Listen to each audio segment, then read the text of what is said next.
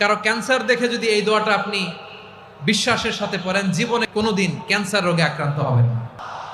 অনেক সময় এমন হয়, হঠাৎ বিপদের সম্মুখীন হই আমরা, রেডি হয়ে বের হয়েছে অফিসে, হঠাৎ অ্যাক্সিডেন্টে পড়ে যাই, হঠাৎ পেটের ব্যথায় অজ্ঞান, এরকম হয় না? আপনাদের হয় না? বিষ্ণু ইসলাম বলেন, আকস্মিক দুর্ঘটনার বিপদ থেকে যদি কেউ বাঁচতে চায়, সকাল সন্ধ্যা যেন প্রত্যেকে এই দোয়াটা পড়ে। সকালে যদি 3 বার পড়ে, সন্ধ্যা পর্যন্ত হঠাৎ বিপদ থেকে সে রক্ষা পাবে।